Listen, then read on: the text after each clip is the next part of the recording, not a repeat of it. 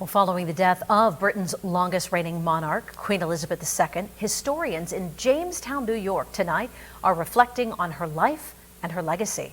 Justin Gold with our news partner, WNY News Now, is hearing from those at the Fenton History Center.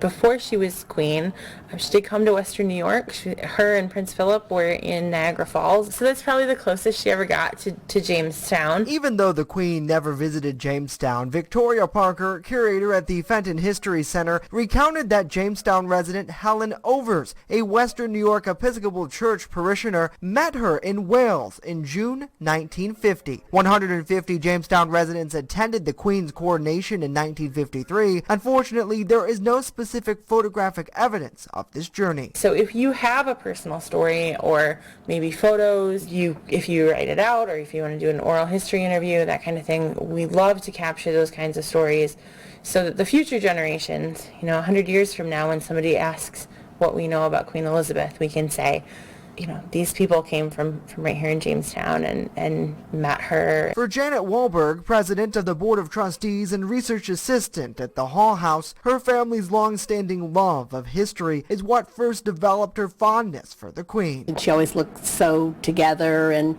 just mainly because she was a class act. I thought that was something that must have been hard to do some days. Wahlberg says the Queen's grace, a trait that stood strong for her 70-year reign, stood out the most to her. I always thought it was interesting that during World War II, the family remained in London even during the Blitz, and that she was a truck mechanic, and that wasn't just with her nails done and looking real fluffy. Despite being a country that rebelled against the crown, Americans have always shown an interest in the royal family, similar to the draw of other celebrities or rock stars. This idealization, however, may wane as King Charles III, who is less popular than the Queen, takes the throne. And of course things have changed a lot. Things aren't so proper and just perfect as they've been through the years. So I expect to see it ease off a little, but we'll see.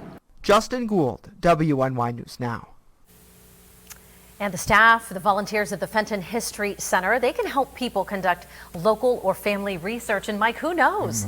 They may also be able to trace lineage back to the royal family.